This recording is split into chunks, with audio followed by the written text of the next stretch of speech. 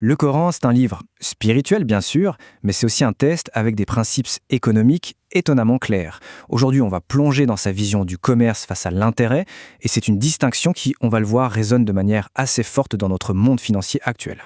Et cette question, en fait, elle est vraiment au cœur de toute notre discussion. Comment est-ce qu'un texte aussi ancien peut encore nous parler aujourd'hui et éclairer nos débats sur la finance, sur l'éthique? Eh bien, c'est exactement ce qu'on va décortiquer ensemble. Alors, pour bien comprendre de quoi on parle, il faut poser les bases. On a d'un côté le risque et de l'autre la récompense qui est, elle, garantie. On va voir comment le Coran met ces deux logiques face à face. En fait, le Coran met vraiment en opposition deux mondes. D'un côté, on a le commerce, ce qu'on appelle al-bay. Ça, c'est l'économie du réel, si on veut. On prend un risque, on fait un effort, on échange de vrais biens, bref, on crée de la valeur. Et puis de l'autre côté, il y a la riba, l'intérêt. Et là, c'est tout l'inverse. Pas de risque, pas d'effort. L'argent semble se multiplier tout seul, juste avec le temps qui passe. Pour résumer de façon très simple, le commerce, ça crée de la valeur. L'intérêt, ça l'extrait. Bon, maintenant, allons voir ce que dit le texte lui-même, noir sur blanc. Le Coran, il s'attaque de front à cette idée que finalement, le commerce et l'intérêt, ce serait un peu la même chose. Petit spoiler, ce n'est pas du tout le cas. Et voilà, ça, c'est la phrase clé. Elle est simple, elle est directe, il n'y a aucune ambiguïté possible. Il faut s'imaginer qu'à l'époque, certains disaient « bah oui, le commerce, l'intérêt, c'est pareil, c'est juste du profit ». Et là, ce verset vient poser une frontière divine, infranchissable. Et c'est là que ça devient vraiment fascinant. Parce que le Coran ne se contente pas de dire « c'est interdit ». Non, il explique la psychologie qu'il y a derrière. Cette image de celui qui est frappé par Satan, ce n'est pas juste une menace pour faire peur. En fait, ça décrit une sorte de folie, un déséquilibre total provoqué par l'avidité. Une déconnexion complète avec la réalité, que ce soit la réalité économique ou la réalité sociale. Et là, attention, l'enjeu monte encore d'un cran. On ne parle plus juste d'une transaction qui serait interdite, on parle d'une véritable menace pour la société tout entière, d'une forme d'injustice systémique. Ce verset, il pose ce qu'on pourrait presque appeler une loi économique divine. C'est très clair. D'un côté, on a une pratique qui anéantit la richesse, et de l'autre, une pratique qui la fait fructifier. Ce sont deux trajectoires qui sont radicalement opposées. C'est une vision de l'économie qui est vraiment intéressante.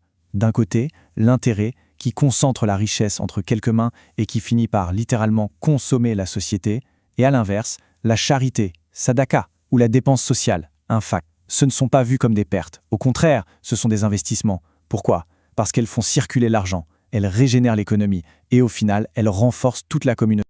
Et là, on arrive à l'avertissement le plus fort de tout le Coran sur ce sujet. Le mot est lâché, guerre. On ne parle plus d'une simple erreur ou d'une faute. On parle d'un acte d'agression, direct, contre l'équilibre que Dieu veut pour la société. Juste, prenons un instant pour réaliser. Une déclaration de guerre, de la part de Dieu, contre l'exploitation économique. Ça montre à quel point ce principe est absolument central, fondamental dans la vision coranique de la justice sociale. Mais juste après cette menace, il y a la solution. Le principe de justice qui résout le conflit. C'est simple, on a le droit de récupérer son capital, le montant de départ, mais rien de plus. C'est la définition même de l'équité résumée dans cette phrase incroyable « La tazlimoun wa la tuzlamoun ». Ça veut dire ne pas commettre d'injustice et ne pas en subir soi-même.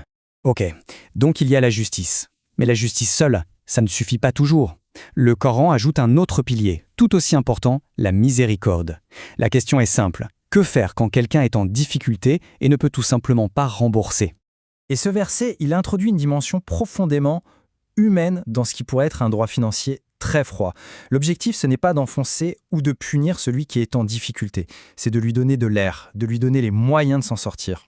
Le point crucial ici, c'est vraiment ce passage d'une relation purement commerciale, transactionnelle, à une relation qui est fondée sur la responsabilité sociale.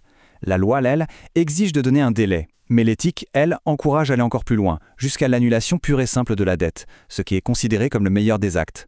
Bon, tous ces principes éthiques, c'est très bien, mais pour que ça fonctionne dans la vraie vie, il faut un cadre juridique solide. Et le Coran est aussi très pragmatique. Il propose des outils très concrets pour éviter les disputes et pour protéger les droits de tout le monde.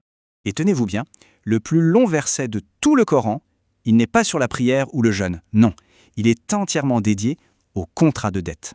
C'est un véritable manuel de procédure pour lutter contre l'économie informelle et l'exploitation. Le mot d'ordre, c'est la transparence. On ne va pas lire ce très long verset en entier, bien sûr, mais voilà l'essentiel, les points clés. Chaque étape est là pour garantir la clarté et la justice. Premièrement, mettez tout par écrit. Deuxièmement, prenez des témoins. Troisièmement, fixez une date limite claire. Et que la dette soit petite ou énorme, le principe reste le même. Protégez les droits de chacun. Ok, mais que faire si on ne peut pas tout écrire? Par exemple, si on est en voyage?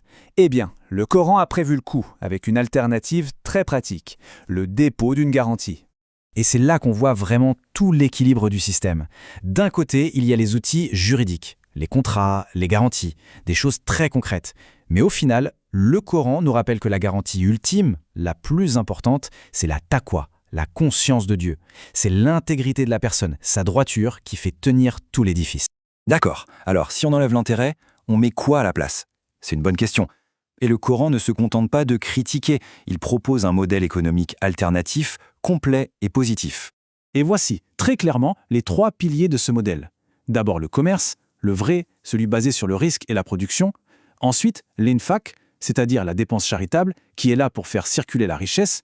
Et enfin, le qors al-hasan, qu'on pourrait traduire par le beau prêt, un prêt à taux zéro dont le seul et unique but est d'aider quelqu'un. On a donc un modèle complet qui repose sur la production, la circulation des richesses et la solidarité. Voilà donc ce que nous laisse cette exploration. Une vision de l'économie qui n'est pas basée sur l'accumulation pour l'accumulation, mais sur la création de valeur réelle, sur le partage du risque et sur la solidarité. Alors forcément, quand on regarde notre système actuel, tiré par la dette et l'intérêt, la question se pose, que peut-on vraiment apprendre d'un cadre qui a 1400 ans, mais qui est bâti sur des notions comme le partage, la circulation et la miséricorde? C'est une question qui mérite d'être posée.